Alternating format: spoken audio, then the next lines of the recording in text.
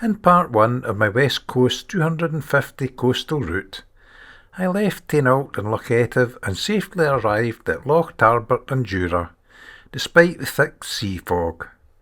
I enjoyed a lovely evening camping at Ruin Talon and had a peaceful night's sleep. I was up bright and early at 5 a.m. in the morning, just as the sun rose. There were 2 reasons for my early start. I knew the falling tide would leave my boat high and dry at 6 a.m. and I certainly didn't want that to happen, as it would be early afternoon before it would refloat. The other reason was because the sea is often flat calm in the early hours of the morning, and it certainly was this morning. My plan for the day was to circumnavigate Oronsay and Colonsay, then return to Loch Tarbert for another night's camping, so left my tent pitched and travelled light.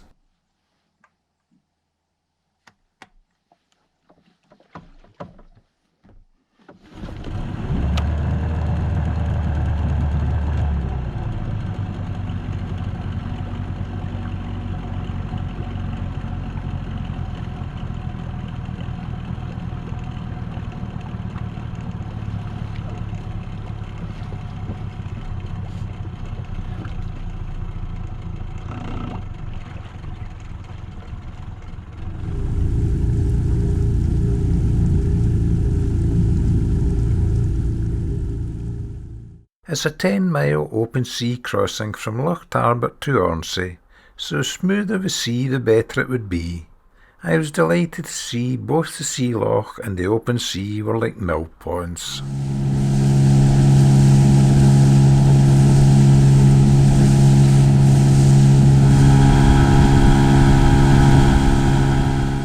I love an early morning start, as the colours of the land and sea are always vibrant and very warm, and I know the early bird always gets the worm.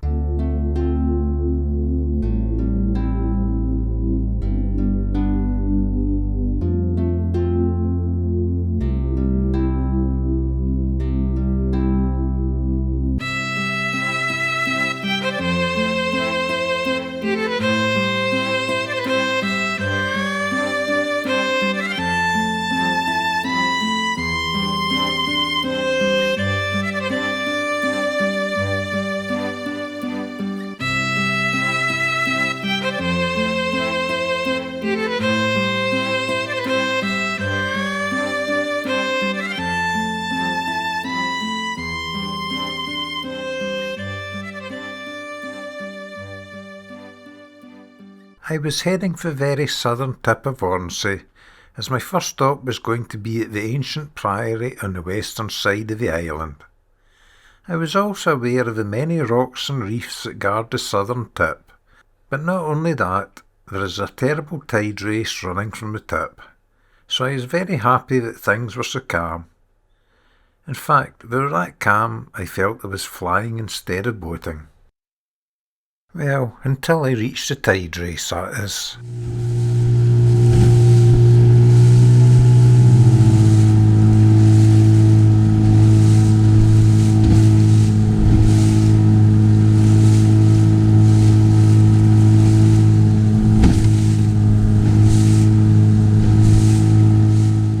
I'm just glad the sea was so calm, because if there was a wind, it's not a place for a small inflatable boat. But soon it was round the tip and back in calm waters again.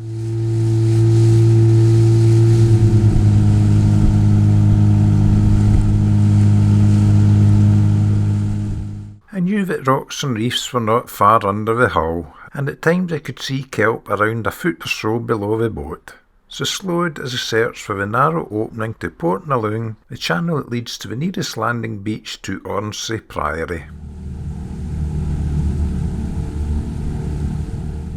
The low sun shone in my eye as I imagined carrying the corpse of one of Scotland's important ancient ancestors for burial at the Priory, as this was the very route that they would have took.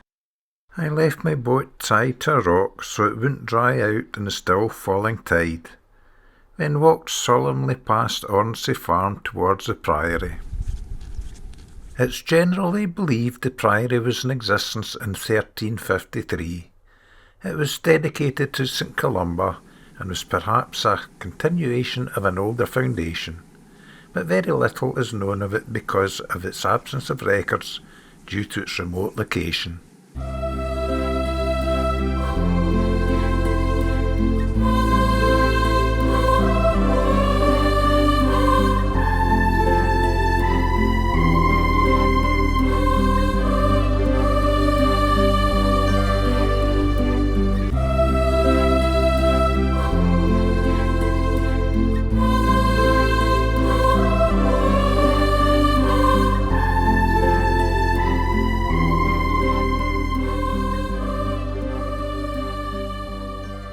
I took a few minutes to thank my own ancestors for giving me the eyes and the courage to visit such a sacred site. And then I headed back to my boat. I was pleased to see it still afloat, so upped anchor and headed out to see what else I could see going round to the island of Colonsay.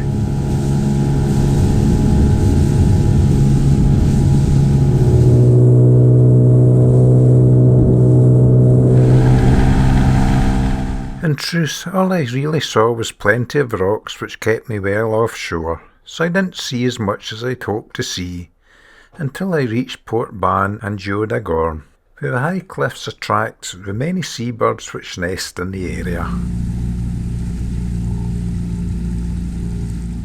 I moved in closer to have a look and a listen. There is either a razorbill, a guillemot, a fulmar, or a kittiwake in every single place they could stand or sit.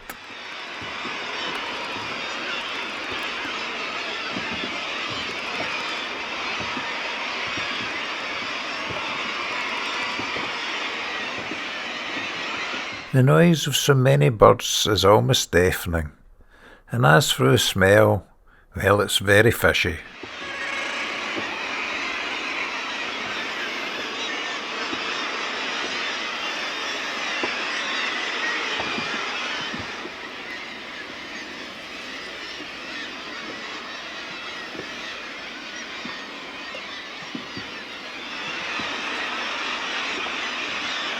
I sat and soaked in the sight and sounds for a good 20 minutes before the smell made me move off.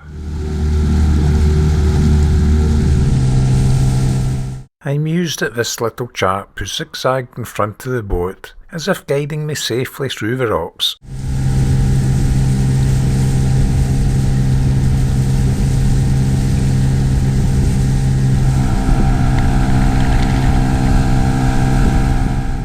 I was now in the next place I wanted to see, Killoran Bay, a spectacular sandy beach near the northern end of the island.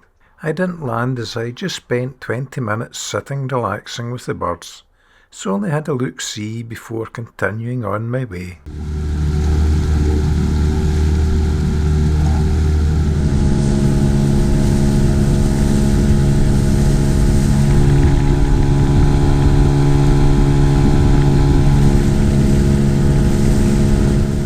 And soon I was passing Eland Dhu on the very northern tip of Colonsay.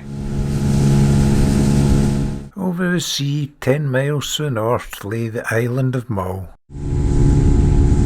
And over the sea, 10 miles to the east, lay the island of Jura. And 12 miles just to the right of Jura lies the island of Islay. So you see that Colonsay is in the middle of the sea, in the middle of nowhere. And I was now heading south, along its coast on a beautiful, calm and sunny day.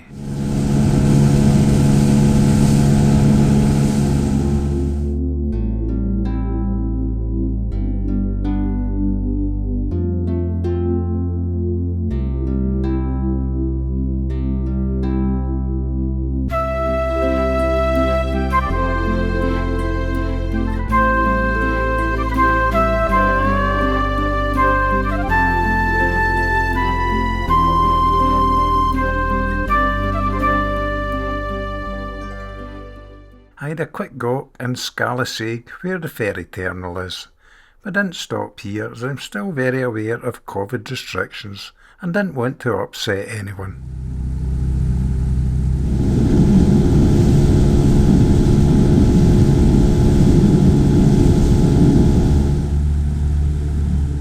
Instead, I headed for the beautiful deserted beaches between Oronsay and Colonsay, where I landed and had my beach brew up while admiring the scenery and enjoying the peace and quiet.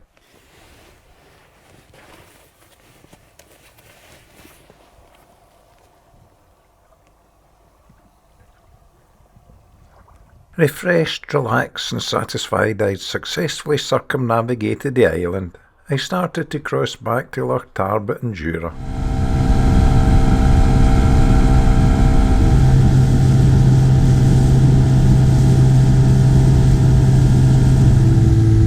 When I get back to the campsite, it was still early afternoon and the sun was burning a hole in me, so I decided to cool off by going for a swim to give me an opportunity to see a different view of Loch Tarbert.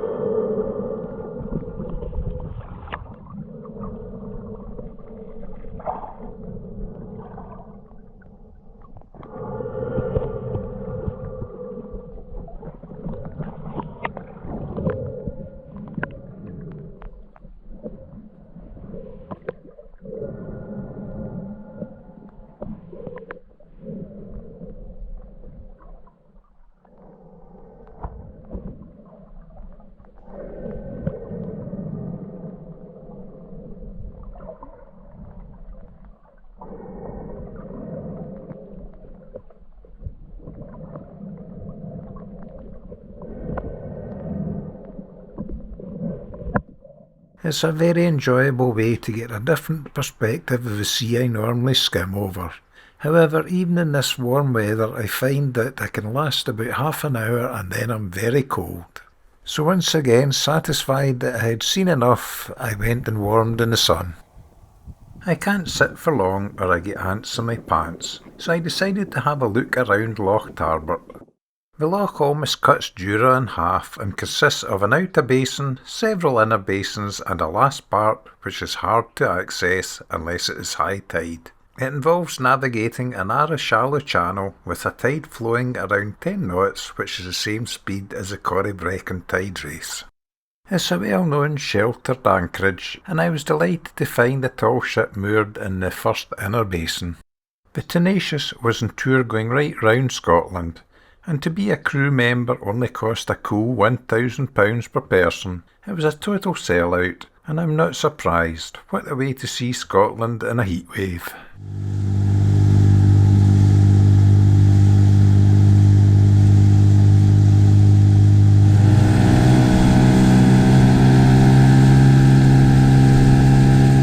Loch Tarbert is possibly the best place to see Jura's famed raised beaches, some of which are 100 feet above the present-day sea level, which is proof the seas were much higher a few thousand years ago.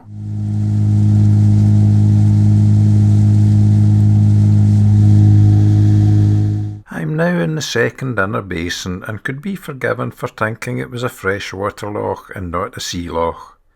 The narrow opening almost isolates it from the sea entirely.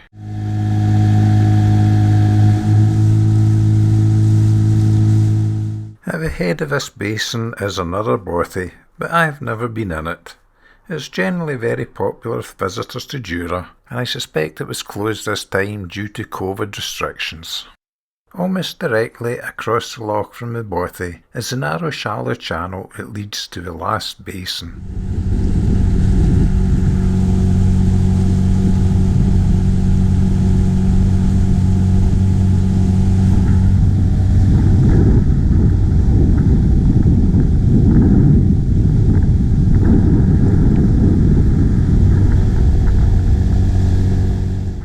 Although the tide was in the flood, I didn't think there was yet enough depth to safely pass through, so I didn't bother as I had visited it in the past.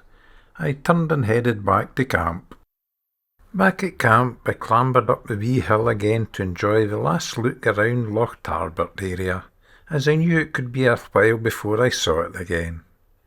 I planned leaving in the morning to continue my adventure by going down the Sound of Islay and following my nose thereafter. I hope you've enjoyed the video and will return to watch part 3. Thanks for watching.